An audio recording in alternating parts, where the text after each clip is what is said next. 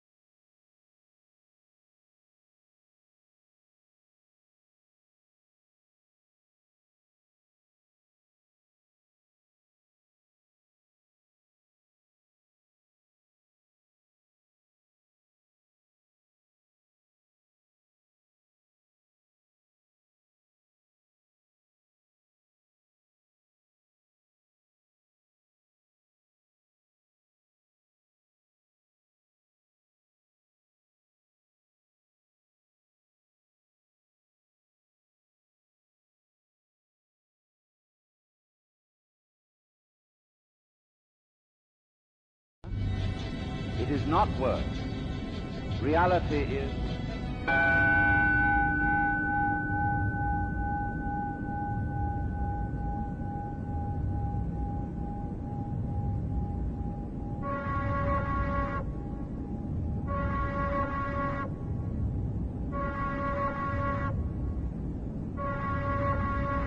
When this latent system switches on, the arousal that's created is energy moving from the body right up into the brain, and that energy rushes all the way up into the pineal gland. The moment that happens, the brain goes into what's called gamma brainwave patterns. They're having a full-on sensory experience without their senses, and whatever's going on between their ears, the vision that they're having, they're not visualizing. It's happening to them, and the person now is literally in a whole nother world. They're in another dimension. That's why the pineal gland is called the third eye, because it's a profound vision. Once the autonomic nervous system switches on and it goes into gamma brainwave patterns, that radio receiver has tiny little calcite crystals, stacked rhombohedrons that are on top of each other.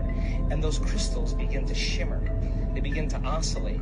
And now the radio receiver is activated. And when the brain latches on to a frequency, the pineal gland acts as a transducer. And the pineal gland begins to release upgraded versions of melatonin. Melatonin already causes us to dream, but now you're going to really dream. It already causes us to relax, but now you're going to make a benzodiazepine. You are going to chill way out. You are no longer going to be in survival. Melatonin's already an antioxidant, but you're going to make two of the most powerful antioxidants known to man: anti-cancer, anti-aging, anti-heart disease, anti-stroke, anti-neurodegenerative, anti-inflammatory, antimicrobial, 2 molecules.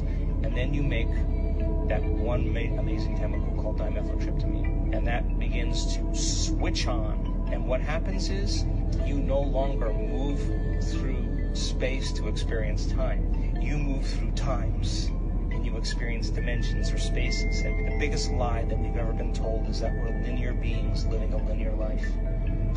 We are dimensional beings living a dimensional life. And when the doors of dimension open to you, and you get a glimpse of how big this really is, you are going to care less about politics. You're going to care less about who's famous and who isn't, because you're going to realize you're all of that and more. We have people that have switched this system, this latent system on, and they have a greater understanding of who they really are. But what hit me more than anything else, and was important for me, is that I came across them only after I had concluded many, many things from other sources of research since 1990. And so I wasn't looking at them as a one-stop shop for a belief system. Oh, the Nag Hammadi text, that's my belief system. They were more a confirmation, another significant strand in the tapestry of the correlation of information, ancient and modern. And what do they talk about? They talked about a force which they called archons. They call them the formless ones, because in their base state they have really no form. And I symbolize there this archontic force, shall we say, as basically a computer virus. It's a very, very distorted state of awareness. And when it manifests itself in some extreme in humanity, we call these people psychopaths. It's a deeply, deeply extreme, beyond belief, psychopathic state of awareness. And they describe how this awareness, which they call, among other names, the demiurge or the ruler, created a fake reality by making a sort of bad copy of the original reality. Now, we're back here to the ancient modern correlation, because I'm saying what they were describing in their own language and their own symbolism from long ago as we perceive time, another illusion, is actually they're describing the creation of the simulation. And it is my view that the Lord God and the Gnostics who were responsible for these Nag Hammadi texts, the Gnostic belief system, they describe the main manifestation of this force as the Lord Archon or Demiurge. What's being described in Genesis is not the creation of the world, but the creation of the simulation. And the bloodthirsty God of the Old Testament, I say, is this archontic force. And the Gnostics described how, in very similar terms, although from another angle, as the Bible talks about how the sons of God, actually the sons of the gods in the original text, interbred with the daughters of men and basically changed the human race. What the Gnostics do is talk about basically the same thing in the Nag Hammadi texts, but they talk about the infusion as a result of this of what they call the counterfeit spirit. The counterfeit spirit is, for me, an expression of this distortion. And the common theme through the ages of some force of good and some force of what people call evil battling for supremacy. When people talk about they have a dark side, I say that's this counterfeit spirit. And the Native Americans have this concept of two wolves inside people. One is goodness and empathy and compassion. One is evil, violence, hatred. And they say, which wolf wins? The one you feed the most. And of course, we have a society in this fake reality specifically designed to make us feed the counterfeit spirit. The message for today is undressing a well-dressed lie. Okay? Undressing a well-dressed lie. Many years ago, my dad, and when I say my dad, I mean my uncle, really, who raised me. He was my father image in my life. Many years ago, he told me about an allegory. What did I just say? An allegory, which means that what he shared with me did not really happen, but it is a story concept to teach a lesson. He shared with me this allegory about the truth and the lie going swimming. Some of you might have heard that before, that the truth and the lie were out swimming one day. And the lie said to the truth, let me see how far you can swim underwater. So while truth was underwater swimming, lie took advantage of the time that the truth couldn't see what was going on and jumped out of the water and grabbed his clothes, grabbed truth's clothes and put them on and were running down the street. So people who saw the lie with truth's clothes on running down the street said, that looked like the truth. Running down the street. In the meantime, truth got out and saw that lie had taken his clothes and gave chase after the lie. And the folks saw truth come running down the street a little bit later and said, yeah, but here comes the naked truth.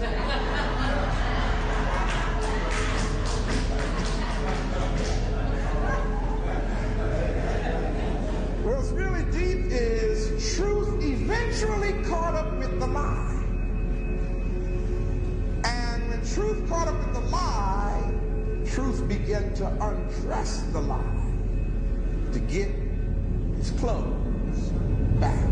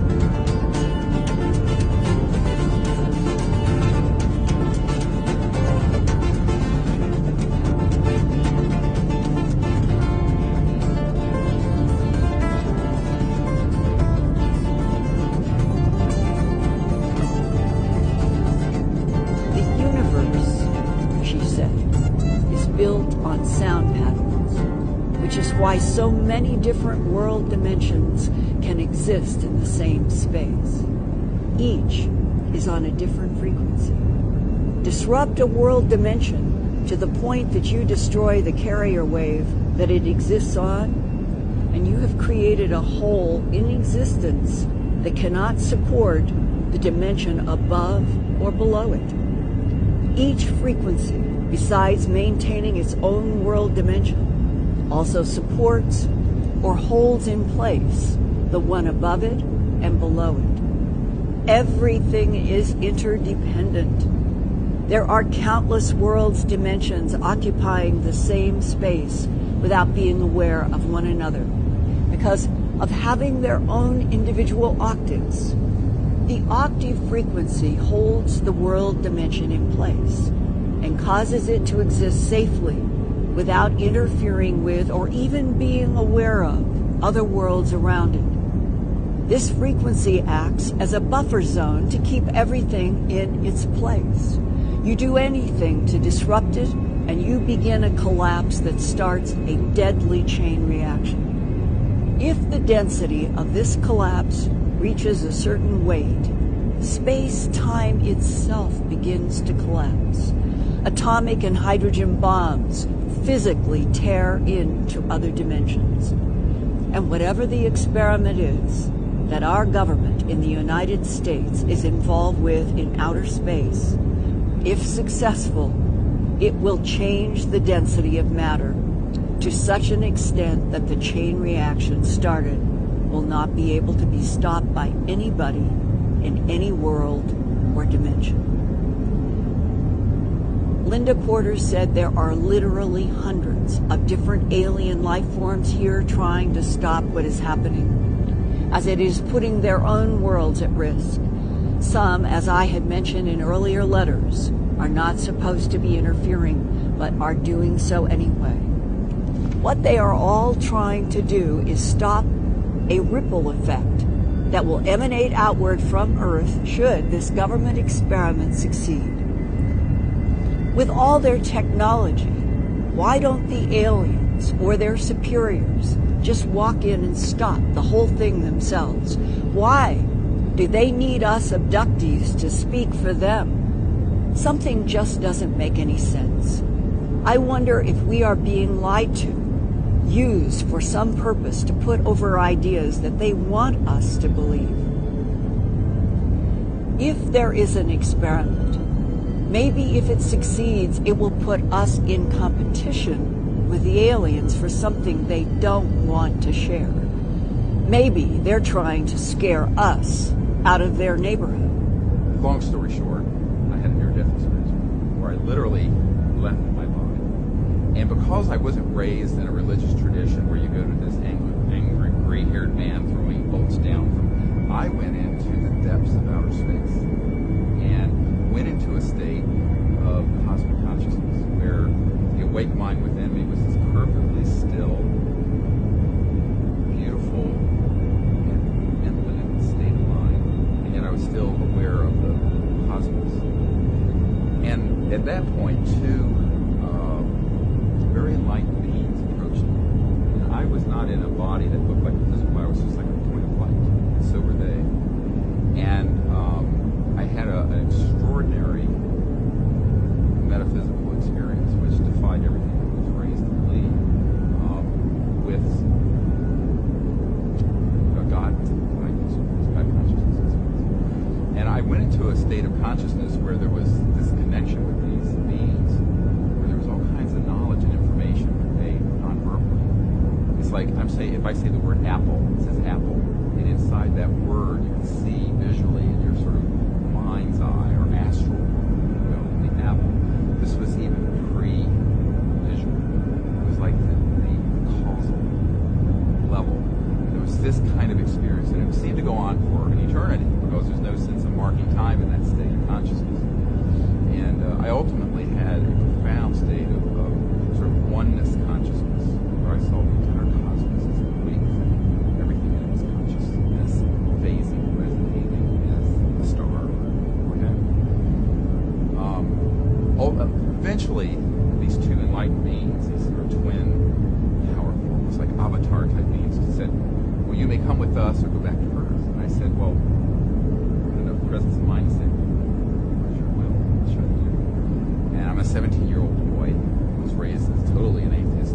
We're Unitarians, we don't believe anything. And they said, well, I would like for you to go back to Earth to work on what you can do for Earth. And with that, I became very depressed. I had no interest in coming. After that experience, I had no interest in being back. But I said, okay. And with that, I sort of went back into my body. And after that, there's a whole lot to this that I don't know if I need to go into. But I was sort of tested to see if my will would live. And I was almost drawn out of my body several times and eventually nailed it and stayed there. And after that, I was spontaneously healed. I know I had a renal stimulus and renal failure because my skeletal muscle was so damaged, my urine had become the color Coca-Cola. And I was very sick. I never did see a doctor, and after that got fine. And I then became very interested in exploring higher states of consciousness. It was October of '73. In the Southwest, I saw this same ship that I'd seen when I was 8 or 9. And I looked at it, and I felt this immediate connection to it and thought, oh, well, they're back. And I didn't think a whole lot more about it, and it kind of just winked out again, vanished. So I sat and meditated there on the top of this mountain, some rocks, a little over 5,000 feet. And when I finished, it got dark. I had this really beautiful deep meditation. And it was crystal clear air. And then I was pretty chilly. I had a ski jacket on. And I, at the end of it, I stood up and I looked at the sky. And a thought was in my own inner me and said, oh, what a beautiful universe God is doing. And with that, I went, as that thought ended, I went into exactly the same state of consciousness I was in when I had my death experience. Well, a few minutes later, I realized it was glowing right below the crest of the mountain. And then I realized there was this animal, what I thought was an animal. Well, being young, and I kind of got on the ground. I hate to admit this now, sort of in the fetal position, sort of like, what is this? And it had this beautiful almond-shaped eye, like deer eyes. But it was an extraterrestrial biological life. He came up to me and touched me on my right shoulder. And whatever happened, the electromagnetic effect of it, all my hair, I had more hair, stood on end completely. And I was totally electromagnetized. And subsequently, we went from there in an instant. We went on board this craft. And what happened after that is sort of metaphysical, in the sense that we seemed to dematerialize and then appear out in space, and I was sitting with these other extraterrestrial beings in a meditative state. And people said, what were they saying? I said, it wasn't about saying, it was about being. But what we did was that I was teaching them what it was like for a young man, to be in cosmic consciousness as a human. And then that's where we met. We met in that state of cosmic consciousness. And then we created what's known as the CPI, closing consciousness. That's where they came from. And basically I began to practice this ability with them to see them in the mind's eye and then vector them to a location and have an encounter. And they told me that at some point this would be very important to teach other people. Okay, but I'm going to talk about my book about life after death. That's what I meant. We're going a little serious here for a little bit. Because I talk in this also at ashrams all over the world.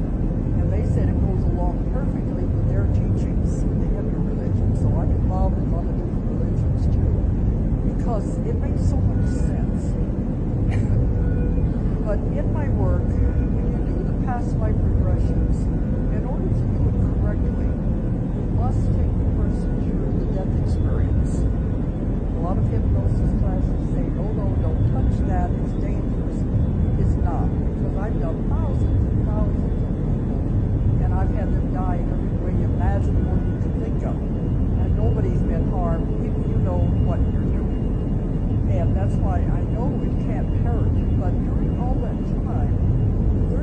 I've been doing the past life regressions steadily, I took so many people through the death experience, because in the death experience, sometimes we answer the problems in this lifetime. You know, phobias, allergies, you can see where that would come from, the way they died in the other life. But also medical things that are wrong with the body go back to the way they died in the other lifetime. So all of this is very important. So I found by taking hundreds of people back to the past lives, bringing them back through the death experience, they all described it the same way. They all said the same thing. So this is not near death. This is what I'm going to tell you about is what they describe as real death, what really happens when you die and cross over. Because near death, you go so far. You have to come back. But this is what happens when people all the way. I usually give a longer lecture, so I'm going to try to stick to the main points and then we'll see if you have any questions. Because I encompass just about everything that you possibly want to know in this subject. Okay, what I found out, well, people say this makes them where they're not afraid anymore when they find these things out. And also they like to know if somebody has died, they want to know where they went. So these are important things to want to know about. Okay, when the person goes through the death experience and they're dying, they say the first thing, the body may feel very cold. Then the next instant, they're standing by the bed looking down at the body. Second week. They say it's just like getting up in one chair and sitting down in another chair. You just slide right out of the body. So they're standing next to the bed looking down at the body and they'll say, gee, I didn't know I looked that bad. And believe me, the last thing they want to do is go back into that body. Usually it's sick or it's diseased and there's no hope of them getting well. They don't want to go back to it. Because the next thing that comes into their mind, hey, I'm out of there. I'm free. I can go anywhere I want. I can do anything I want. So that's what they want to do. They want to go on. They want to go home. Really. It's the people who are left behind ones who grieve about it. They want them to stay with them. Do you really want them to be back in a body like that? Most of the time, there's no hope for them. It's better to realize, let it go, because when you hold on to it, you're being selfish just for yourself. I'm going to miss them. I want them to be with me. I don't know what I'll do without you, that kind of thing. It's a selfish thing. Because really, of course I'm going to go through a human contract when you come in. And in this contract, you also make an exit plan. So all of this is planned before you ever come into the life. So the person is ready to go on. They have completed their mission, they have completed everything they're supposed to do. They don't know this consciously, but it is part of the plan. So the person who is grieving doesn't understand that. It's time for them to go. They're going back home. And you have to live your life as part of your plan, your contract. Anyway, the first thing they say is, oh boy, I'm out of here. I want to leave. I can go home. And I found you are never alone. This is one of the greatest fears people have. When they die, they're going to be alone, going into the great unknown. That's not what happens. You are never alone. You're never alone when you're alive either, but you don't realize that. Because when you come into a lifetime, you have a guardian angel, if you want to call it that, a guardian angel or a guide that is assigned to you specifically. They have to be with you your entire lifetime. They have to take care of you. They have to be there for you. And they love to help you, but they can't interfere. They can only help if you ask for help. You, boy, do they take over. The level of treatment that I've given of this Law of One philosophy so far is extremely superficial, and that really is not a lack of my ability as much as it is a lack of time and the depth and the complexity of this material. We are, as a planet, moving into what they call fourth density. It is the density of what they call unconditional love when it's on the positive side, and on the negative side, it's love of self. So you can have 4D positive, 4D negative. Some people are going 4D negative, like some of these top Illuminati people. But you really wouldn't want to do that, because when you get there, if you're a new graduate, you're at the bottom of the totem pole, and everybody else is over you, and it's like being in the Hellraiser movies, as I've said before. Whereas the positive 4D, which is what the Earth is becoming, it's only in 3D, which is where we are now, that you can have openly negative and openly positive entities live on the same planet. As soon as you get above 3D, negative entities cannot live on a 4D positive planet or a 5D positive planet. So 4D is like the heart chakra, okay? Well, people say, what could be wrong with unconditional love? Well, there is a very big problem with unconditional love, and that is it's not informed by wisdom, which is the fifth chakra. Unconditional love without wisdom is where a lot of people are right now, and they're having a lot of problems in marriages, in relationships, in jobs, in family interrelations with our government structure, because these people with these very open hearts can be very easily manipulated, taken advantage of by others. They don't have the strength of character to be able to just say no, to be able to just say, this is my life, this is my space, this is my body, you can't have it.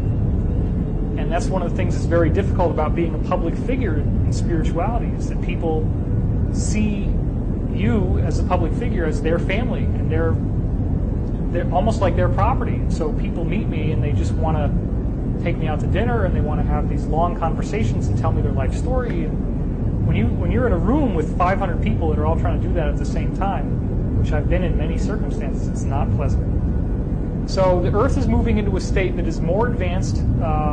The Law of One says it's 100 times more harmonious than living on the Earth right now. That's hard to imagine. But it's still only 4D. When you get up to 5D, that's when you really learn all this scientific stuff, the wisdom, which is honor.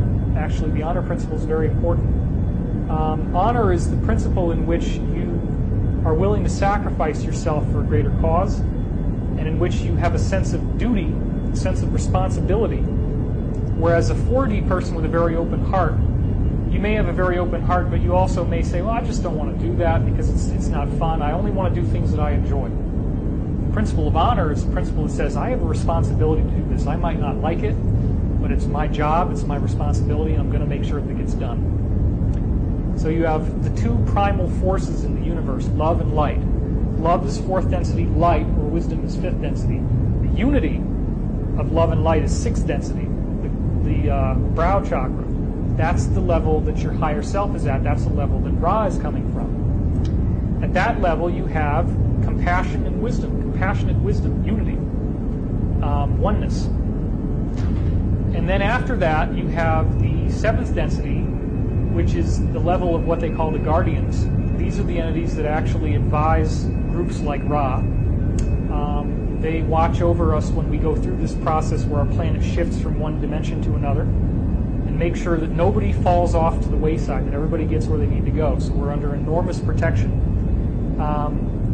The guardians, what they do basically is they reach a point where they say the looking backward is finished. And what that means is they've reviewed their whole soul's history, all the past lives they've ever had, and they gain all the knowledge there is to know. They become fully enlightened. At that point, they gain what's called spiritual mass. This is all Law of One philosophy now, which becomes like gravity, and you actually begin collapsing into oneness, which means by the time you're at a seventh density level, it's almost like you are a star. Like a whole star is your being now, or even a whole galaxy potentially is your being. And these entities eventually collide back into oneness. Galaxies eventually implode on themselves, and that's not just something that you're seeing out in space as a star or a galaxy collapsing. It's actually an entity that has finished its curriculum of evolution and is regaining its unity with the oneness. After the seventh density, you go into the mystery of what's called intelligent infinity, which is oneness, the true oneness, in which you have no memory, no identity, no sense of past, present, or future, simply allness and foreverness. And that freaks a lot of people out. They say, well, I don't want to ever lose my personality. I don't want to lose anything. It's not losing anything, it's gaining. It's gaining back who you really are, because you're not separate from this universe. You are the universe. That's the really important message of the Law of One, is everybody suffers and goes through their drug addictions and their shopaholic, workaholic, rageaholic, driving too fast. All of these addictive behaviors, all these mind melds that we get into with negative energy are all a function of like feeling separated from God or from the Creator, as if we've been abandoned, left alone, isolated here. You reach a point in your cosmic evolution where God is not something out there that you're saying, oh, there it is. It's within. So how could you be a messiah on a planet? How could anybody be? Because that implies that it's somebody else, right? It's not somebody else, it's you. You are the Christ consciousness. And the second coming of Christ, as Casey described it, Edgar Casey, is something that's happening in a lot of people. So it would be inappropriate in the extreme for me to claim any type of uniqueness or special ability or rank that's higher than other people.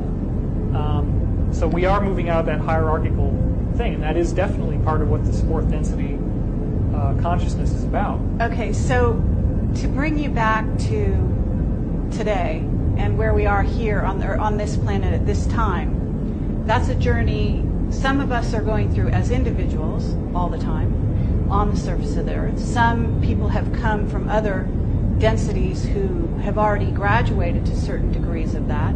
And then the Earth itself is going through that, okay, as an entity. You bring it back to here and now, and you're dealing with sort of the opposites that exist on the planet here, the good, the evil. You've got ETs that are coming across as positive and might have a negative intention. Absolutely. You've got ETs that are coming across as negative and may actually facilitate a positive reaction in certain us. circumstances, yes. And then you've got ETs that are coming from the fifth, from the love, the unity of love and wisdom. And Right. some of these are visible to us because in a sense there's also sort of a piercing of the veil happening. First of all, you raised one interesting point that I want to comment on first, and that is that only beings in fourth and fifth density require UFOs to travel. When you get up to the sixth density level, you are now the equivalent of a whole planet worth of people like us that's fused into one mind. And that becomes such a powerful entity that it will just think itself anywhere in the universe it wants to go, and it's there. It does not require a ship to travel. UFOs are actually something that these ETs generally are creating with their own consciousness. They manifest it based on kind of like blueprints that they can download. The internet is a very apt metaphor of what shared consciousness is like. We are moving into, when we move into the fourth density on Earth, we will have superhero powers. By comparison to where we are now, you will be able to levitate yourself, you'll be able to instantly manifest objects with your thought, you'll be able to travel through time, travel through space, you'll be able to provide for instantaneous healing, and there is telepathic communication, so there are no secrets anymore. Everyone's consciousness is unified. You can't hide anything from other people. That's a very profound, discontinuous shift from where we are now. That leads into where ETs are at this moment, because they do have at least telepathic abilities, most of them, Right. that are far advanced of most Earthlings. Absolutely, absolutely correct. So that leaves us at a disadvantage, depending on what their agendas are. So maybe you could talk about that. We are experiencing the Battle of Armageddon on this planet. It is not something that occurs in the future.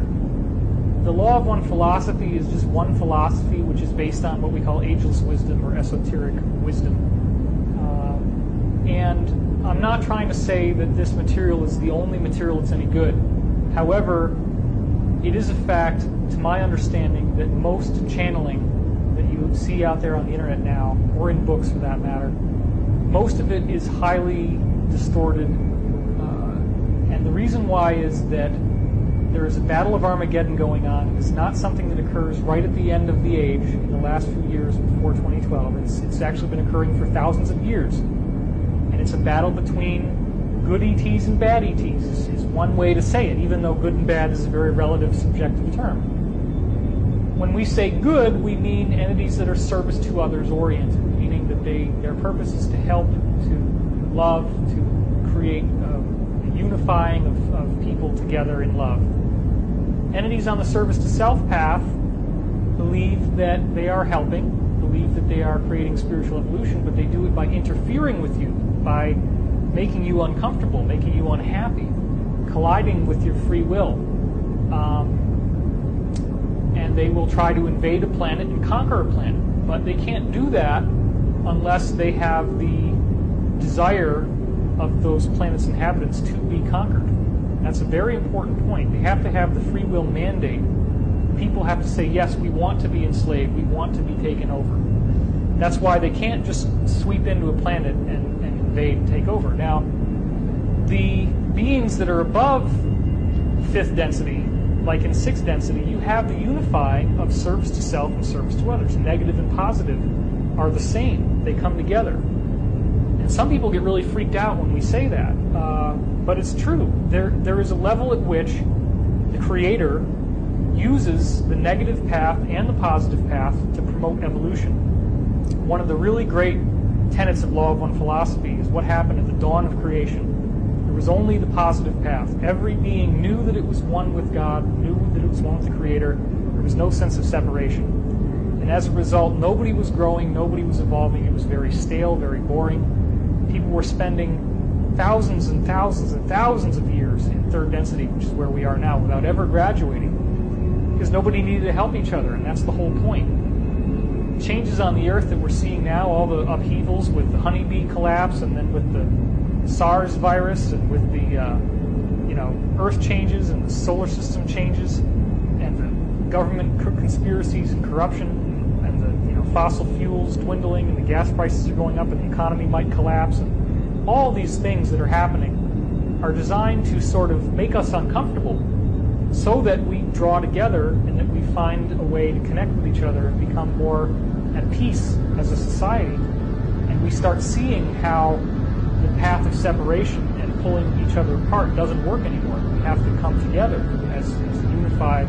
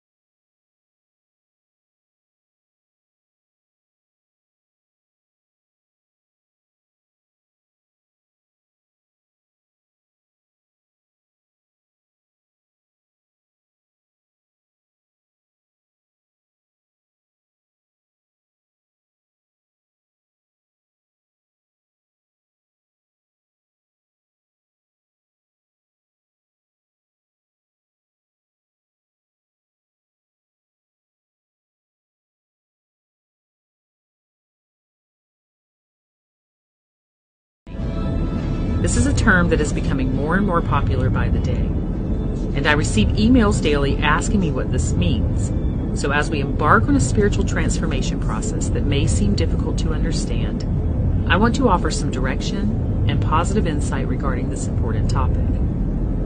This video might be unlike many of the videos that I've already created in the past because I want to challenge you. I want to challenge any programs you have that you may not have known about, bring them to the surface, and eradicate them for the betterment of all. Although some of what I say here may seem negative on the surface, my instinct tells me that it's actually not. And in this video, I'm going to outline some of these things I've learned on my own personal awakening. The things I point out here are provided so you can conduct your own research and form your own opinion and conclusions about what is being said. This information is given to enlighten and awaken you if you haven't already been enlightened and awakened.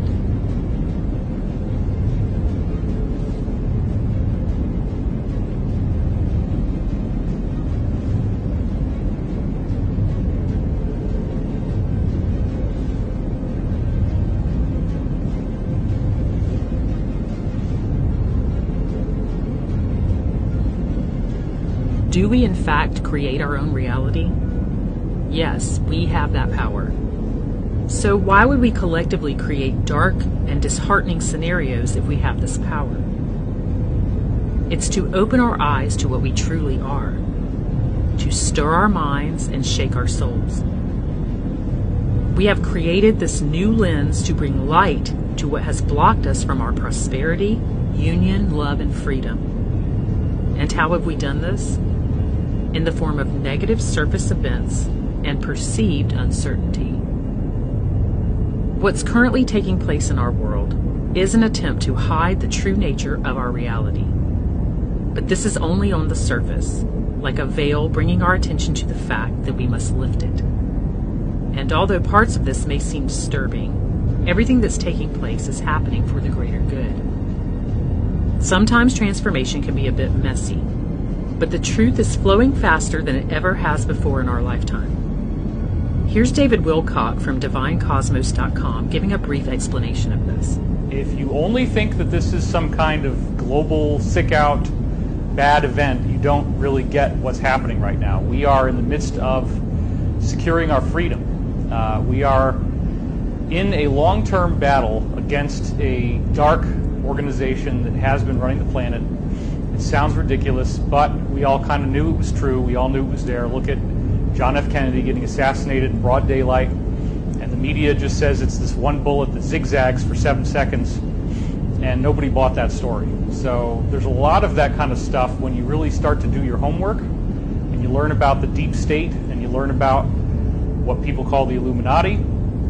And this is not fiction. This is not a joke. And what does awakening to this mean? To put it briefly, it's a massive shift in consciousness.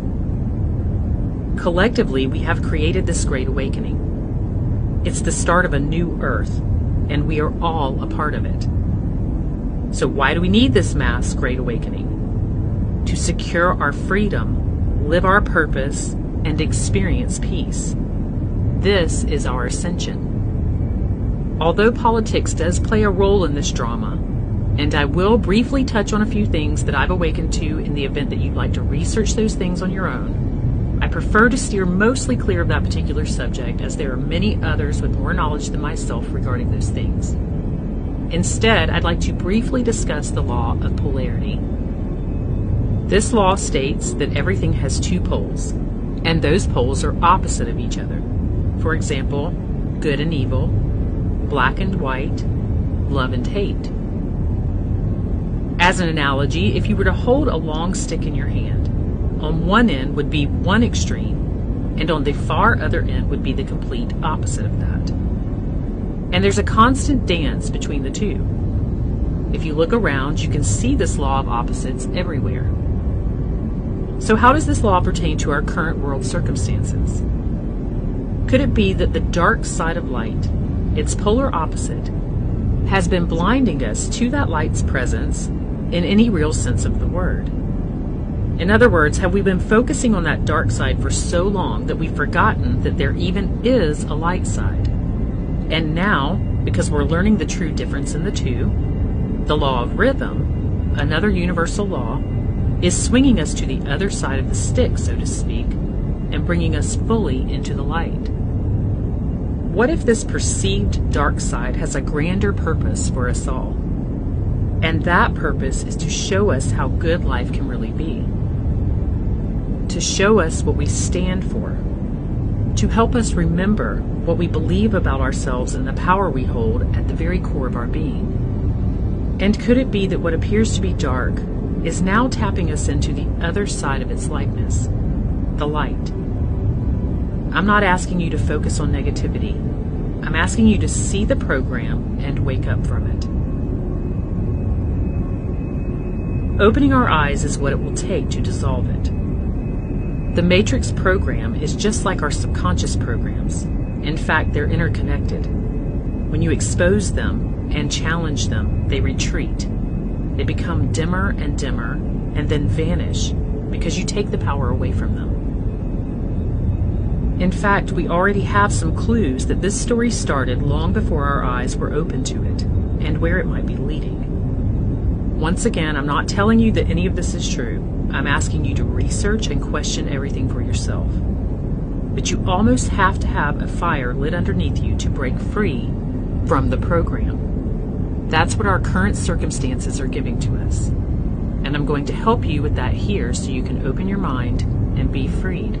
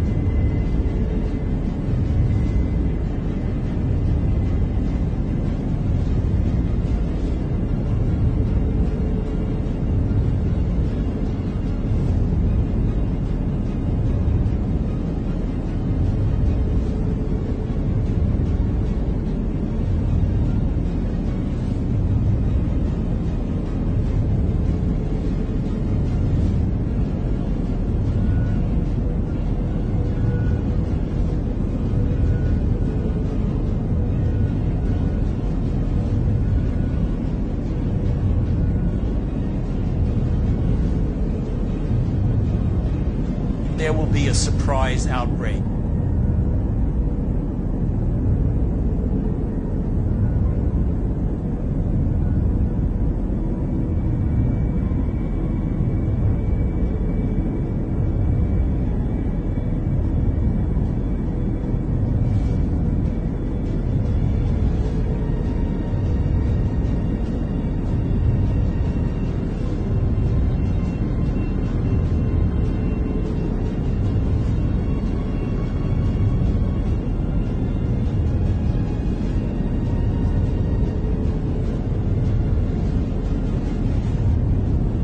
And this is ascension. The ascension process is actually happening now. But if you actually look at the derivation of the word apocalypse, it's a Greek word and it means the Great Awakening. Actually, it means the Great Revealing. So it's revealing hidden truths. This is the ascension shift you are hearing so many talk about. And regardless of that program, we are literally unlocking the door to other, more enriching realities. The earth is changing and we are changing. Listen to Dolores Cannon talking about this here. Now, the DNA is being changed in everyone. It has to be in order to go into the new earth. The children are coming in with the DNA already in place. We're the ones that have to catch up. But our DNA is being changed to catch up with this because it all has to be as we vibrate differently to go into the new earth. Now, we are moving into the new earth. The earth is a living being. It is going into its next incarnation.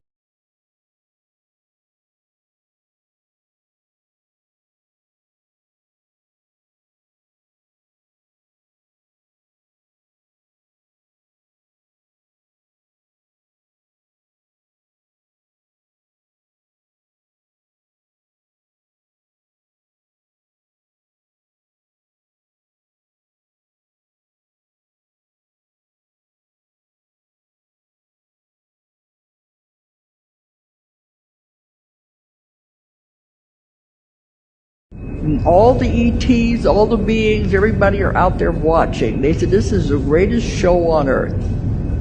It started about 2003, and we're at the height of it right now. People keep saying, when is it going to happen? When is it going to happen? You're in the middle of it now. And those of you who are aware of it know things are changing. You know the vibrations are different. Time is speeding up. You know something is going on. If you're in the middle of this, you know it's happening. If we're going to go with it,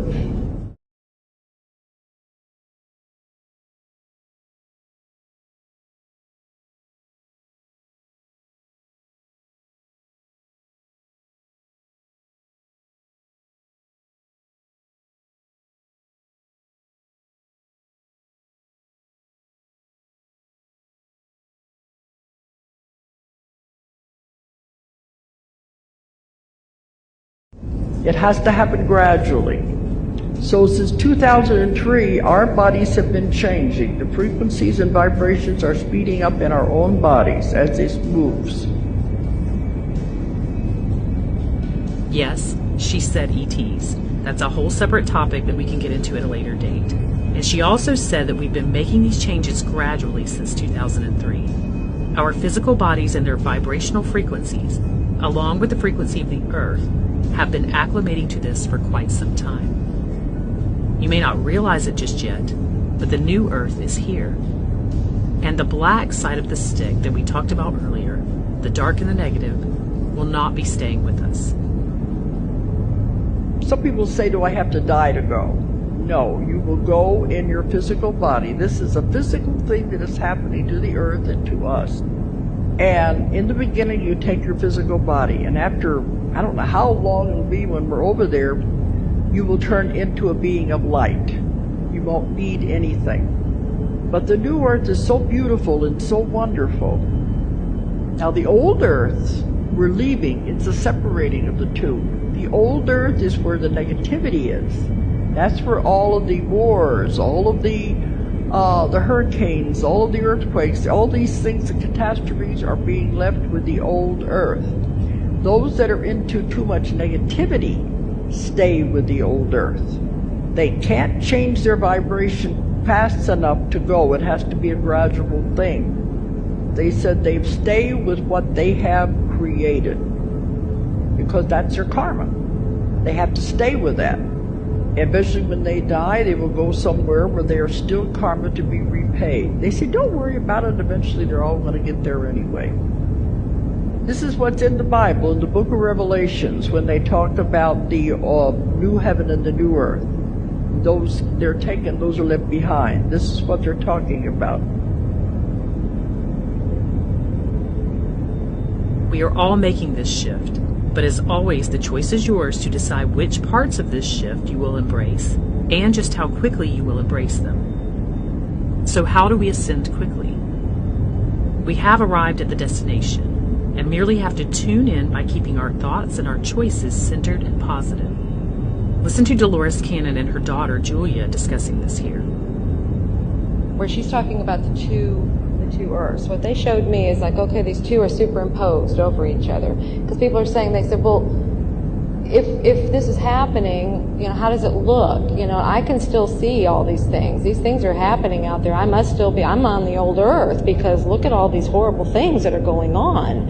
And that's, so what, nothing's happening.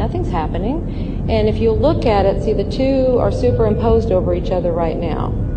That's why you can still see. You're actually in the new Earth now, okay? Just stay with that. They keep saying, when is it going to happen? You're already happening. There. You're already there. It's just that sitting here with the old Earth and superimposed over the other one, so you can still see what's going on the old Earth, all right? Now, and when you see those things, you have to ask yourself, because you're saying that's what's happening. It's in the world. It's on the news. But is it really happening to you? Is it really in your world? Okay? That's the distinction. Is it really your world? Now, it can be. You can make it your world. You can get emotionally involved in it. You can watch the news and get all caught up in that and make it your world. And what you just did is you jumped from here to here when you did that. Okay? That's It's so easy right now to jump from one world to the other because they're sitting on top of each other. Now, as you make choices, and that's a huge part of this, is the choices. As you make choices of what you want to think, what you want to do, that sounds familiar, doesn't it? What you want, that moves you to this one. And every time you make a choice, you move, okay? They start moving this way. And that's how they start separating. That's how simple this is. It's your choice whether that's what you want to be your world. It's your thoughts that create your world. So you create your own reality. Exactly. Everything in your life you put there. Yes. So you are the one that chooses which world and how your world will look and where you will be by your choices. The people are always saying, "Oh, are we just going to go bam when we're there?" No, you're in it now. It's so gradual and subtle that you just suddenly they'll begin saying, things feel better. They look different. Things are going better. You're moving, and it's gradual like that. So it won't be sudden. You're in it now. Did you hear that? We are moving out of the enslavement of the human psyche, body, and spirit. We are removing the spell that we cast upon ourselves so we can remember exactly who we are. I want to go through some of the signs and symptoms that coincide with awakening to this new earth. And the first one I'm going to discuss briefly because I believe it to be an important aspect of fully awakening. So the first sign is you have a sense that something more is happening than what is on the surface. I know a lot of you feel this way right now because I do too.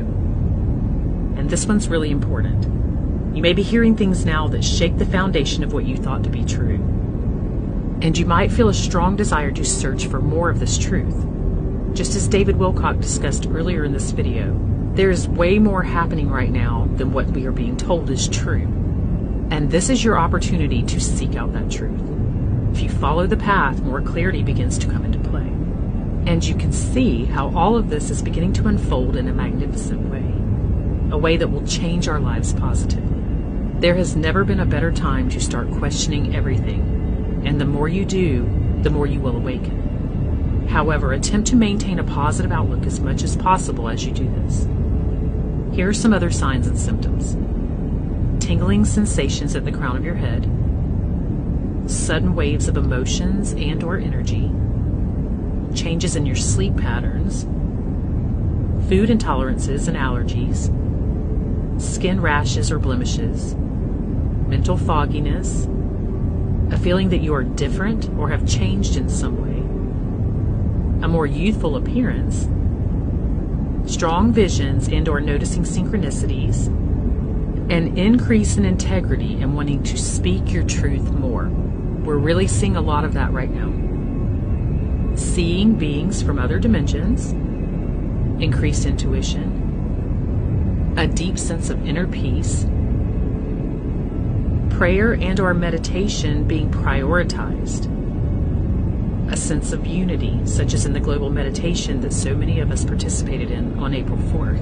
I'm also going to put out an awakening meditation in just a few days. I'll put a link to that in the description once it's available, and I'll probably post some global timelines so we can all do it together at the same time. And of course, you'll also be able to do it on your own. Another sign or symptom that you may notice is that we all have a little more leisure time, which allows for us to gather the scattered aspects of the spirit that we've misplaced and to cultivate inner peace and a knowing that we are exactly where we need to be.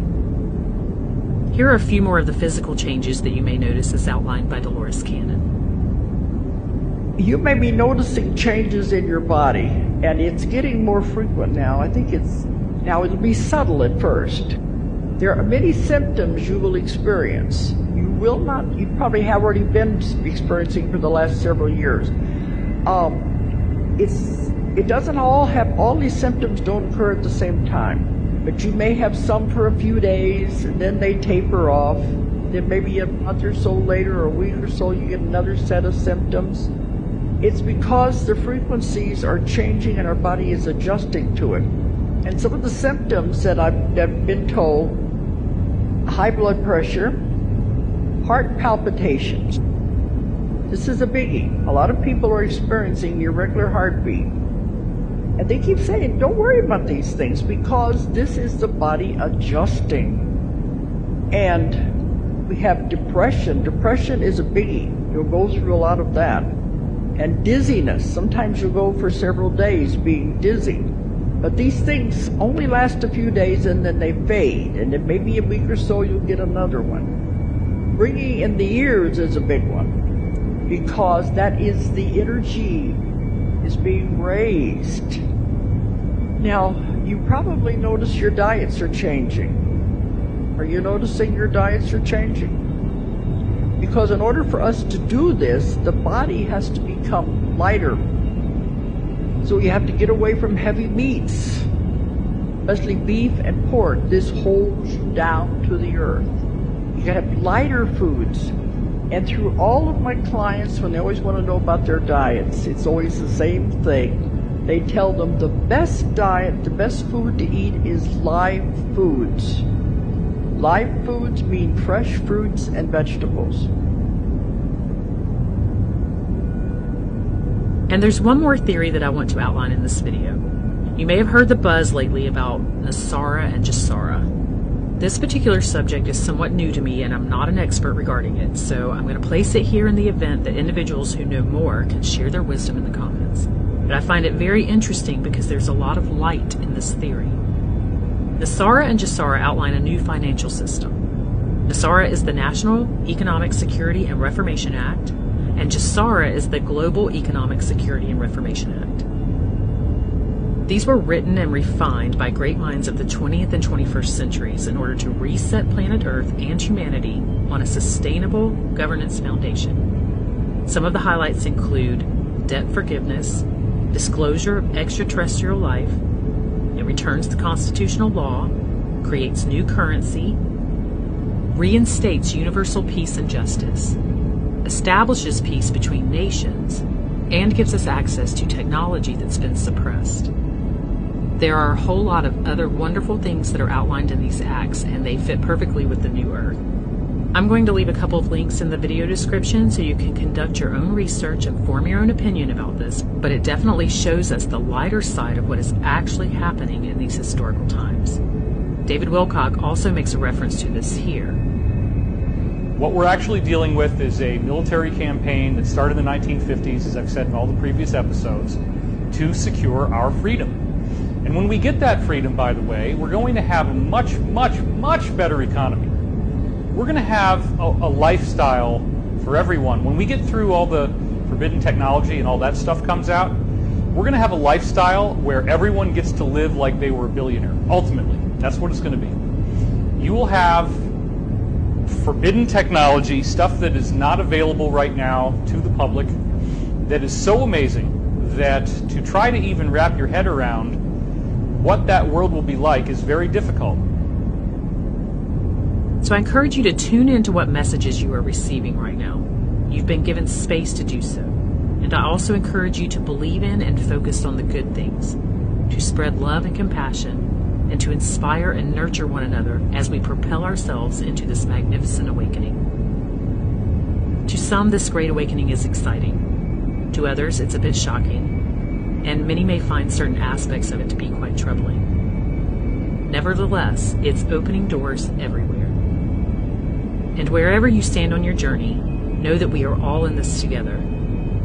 Our bond is our spirit, which cannot be separated by political affiliation, color, nationality, gender, or any other divisions. And as more of us awaken, the darkness will be surrounded by light and soon forgotten. Together, we have the ability to remove the veil. What exists in our minds as a virus is being exposed and brought into the light for cleansing. In our gifted state of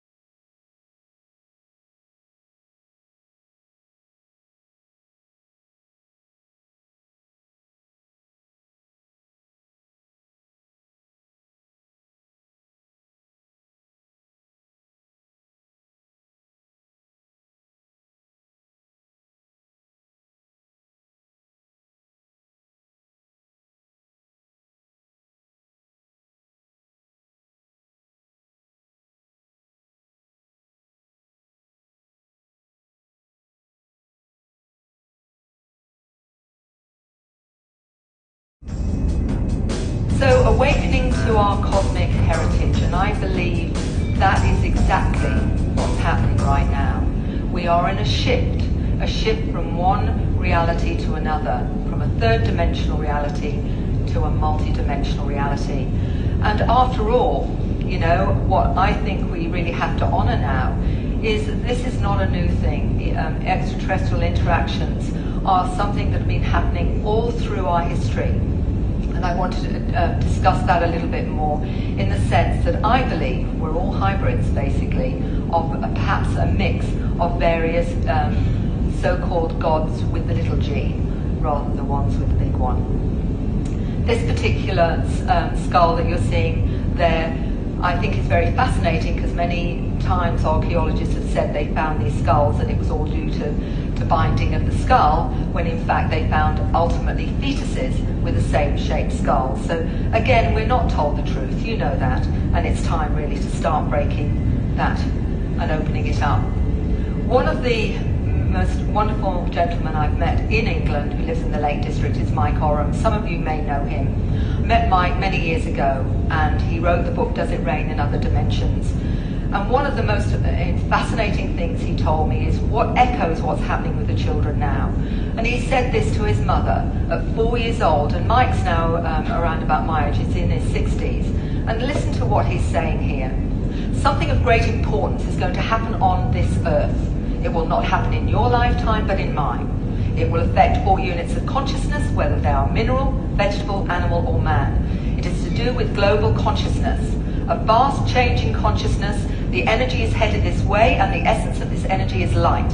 And the energy will repair our DNA. It will make us complete in who we really are.